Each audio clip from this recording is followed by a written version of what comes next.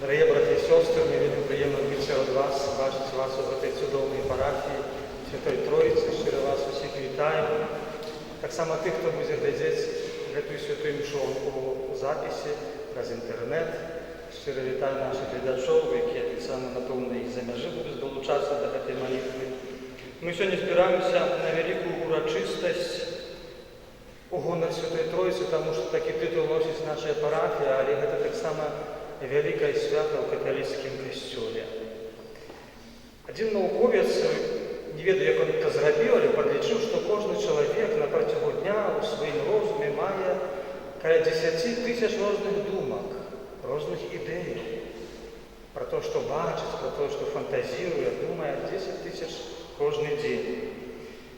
Тіло чоловіка складається з 30 трильйонів клеток, має 206 косток, має 639 мускулів.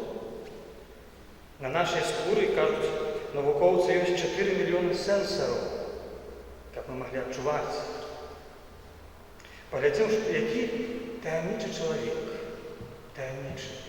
А він всього з'являється тільки створенням.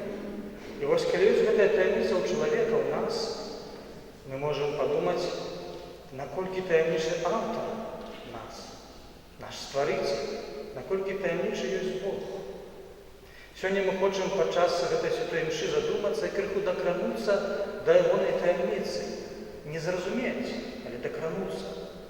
Бо, як сказав святий Августин, «Si comprehendis non est Deus», що значить, коли ти зрозумів, то це вже не Бог. Бога зрозуміти до кінця немагчыма, але Він хоче бути нами познаваним. І Він запрошує нас до того, як ми Його хотіли спознати і розумом, і своїм серцем. Сьогодні у першому читанні ми чуємо, як Моїсей, зійшовши на гору Сінай, має зустрічу з Паном Богом. І зійшов Пан в облаку, і став там поблизу Його, і Він обвістив ім'я Пана. Пан сходить в облаку. Чому в облако?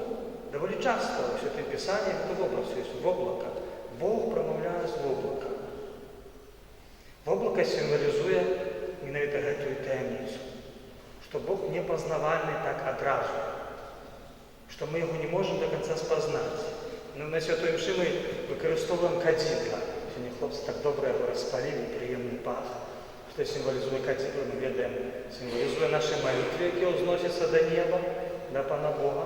Але так само символізує це облако. Таємничість Бога, которого ми хочемо спознати, спознаємо, але усвідомляємо свою обмежованість як створення і не можемо до кінця його зрозуміти.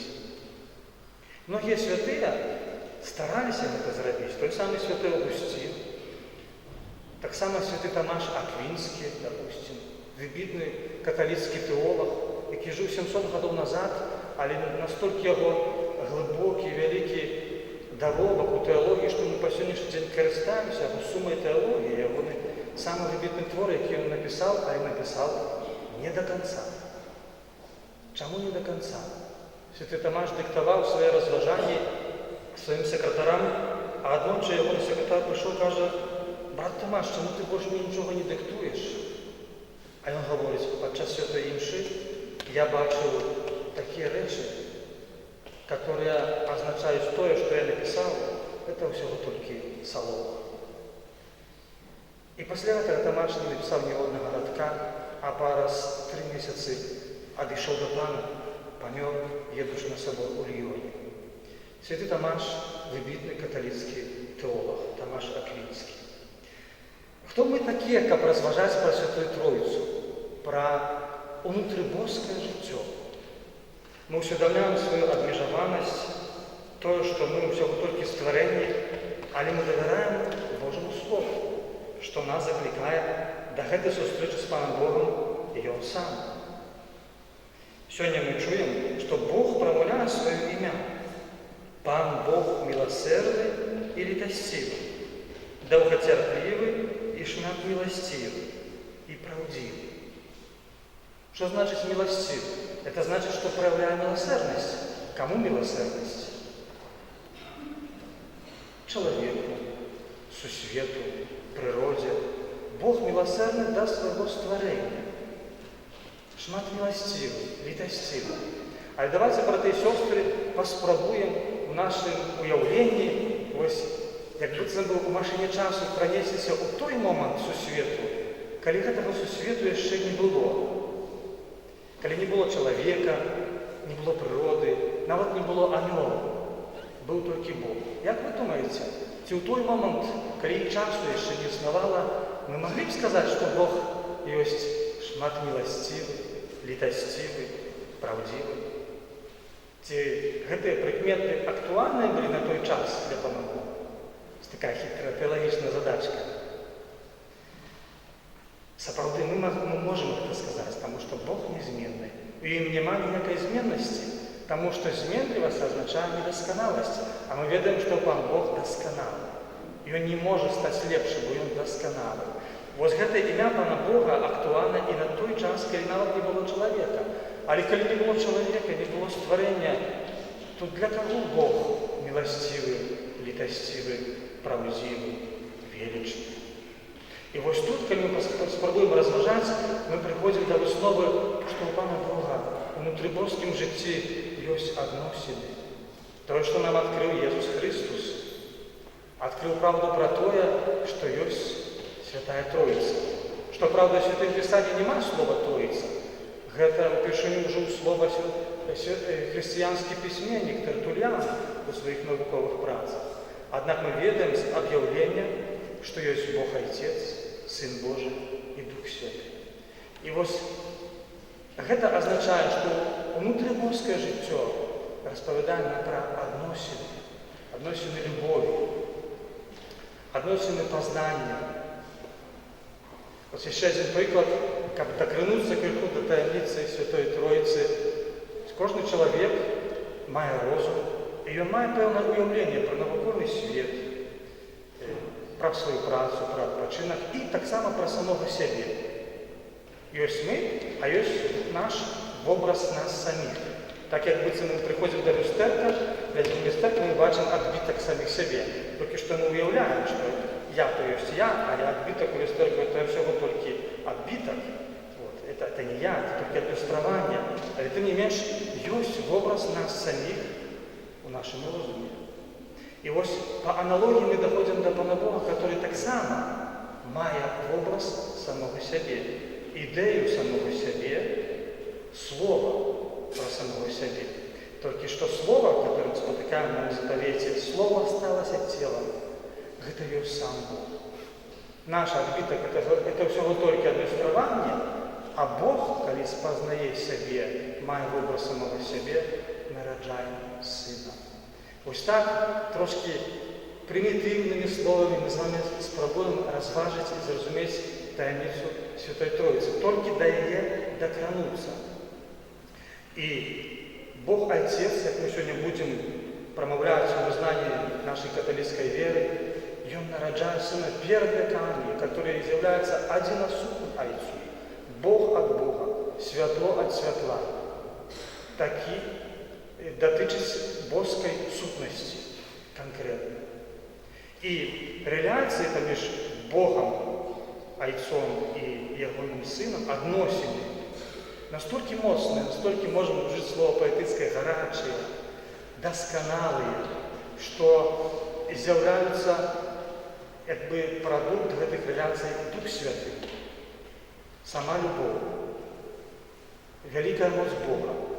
Вось такім чынам мы прыходзім да правды пра Святую Тройцу. Усведамляем сабе, што гэта ёсць супольнасць трох асобаў.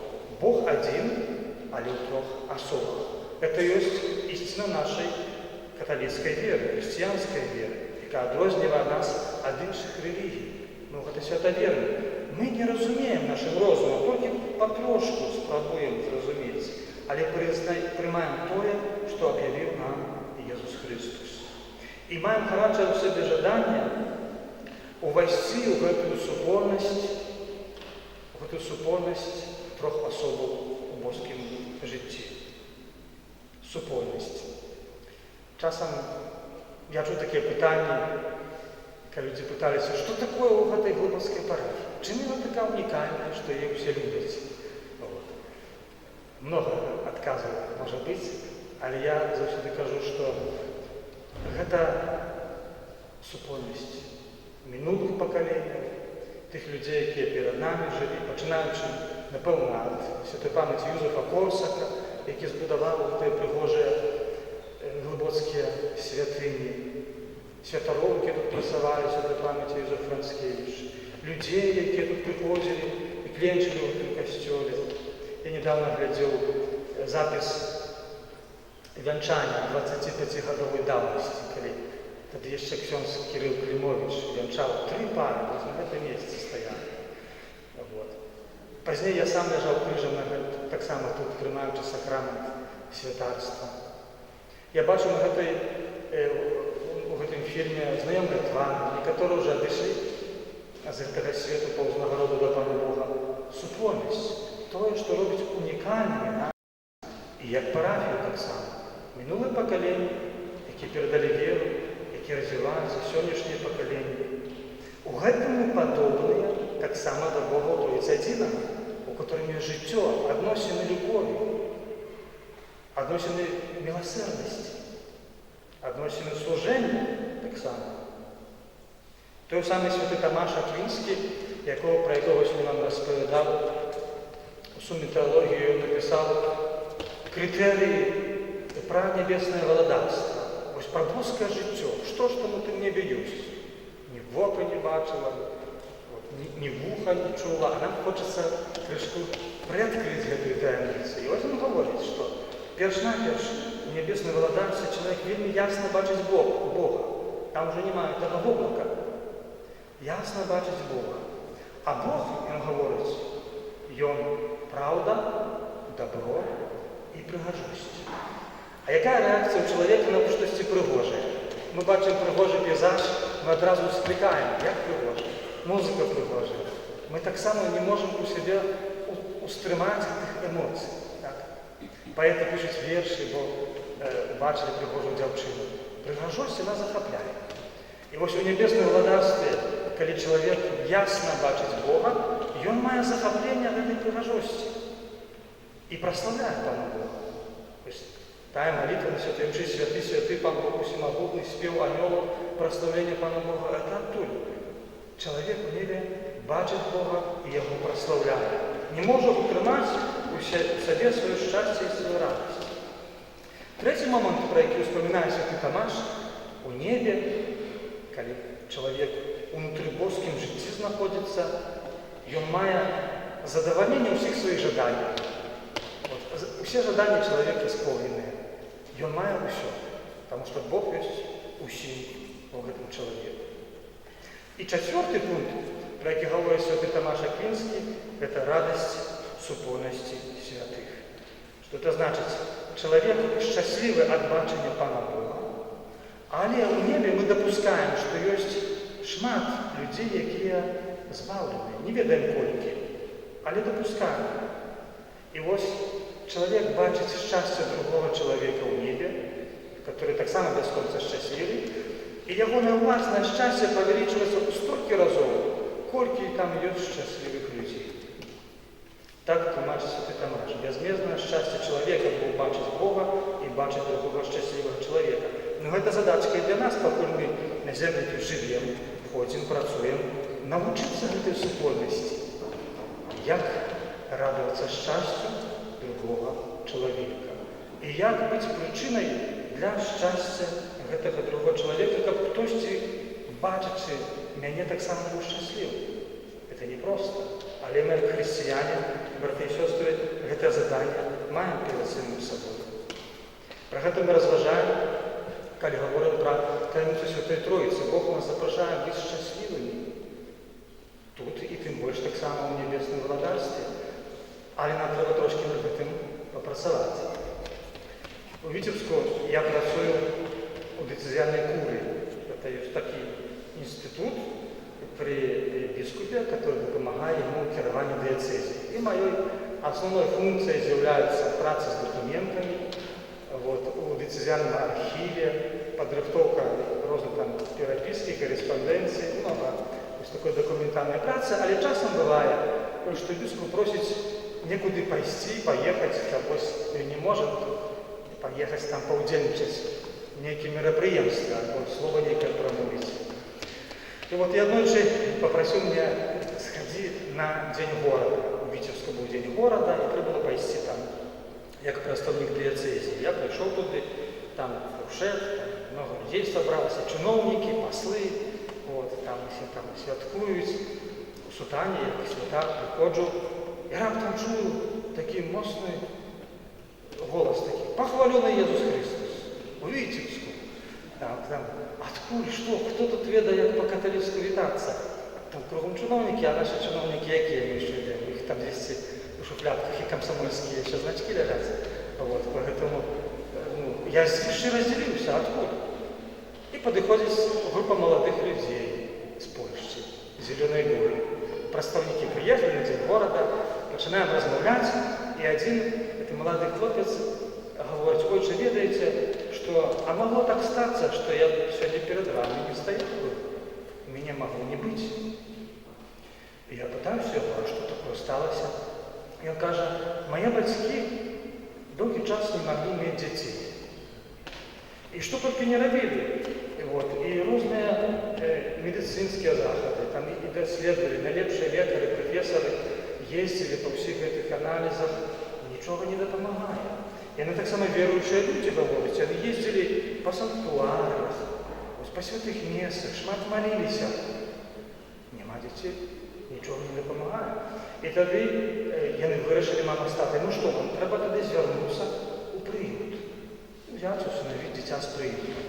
Яны звярнуліся ў гэты прыют і усынавілі дзіцятка. А праз год, кажа, нарадзіўся я. І як, браты і сёстры, растлумачыць навукова ці рацыянальна? Ніяк не растлумачыш. Гэта ёсць цуд Божай міласэрнасці, цуд Божай дапамогі, але который таксама ад чалавека чакае пэўных дзеянняў. Калі я хачу атрымаць гэту міласэрнасць, гэты Божы цуд, Божу ласку, сам мушу быць аўтарам гэтага добра, сам мушу быць гатовы на ахвярнасць. Гэта ёсць прынцып супольнасці хрысціянскай, пра якую мы сёння разважаем у кантэксце разважання пра таямніцу Святой Троіцы. І сёння, браты і сёстры, мы з вами молімся, каб унутрыбурскае жыццё, якое такое таямнічае, але прыгожае, датычыла канкрэтна нас. Каб мы адказалі на Божы заклік, на Божы голас, будуючы хрысціянскую супольнасць, і калісьці радаваліся у нябесным валадарстве, бачучы вельмі ясна Пана Бога, які ёсць шмат міласцівы, праўдзівы, літасцівы і ў Тройцы адзінай.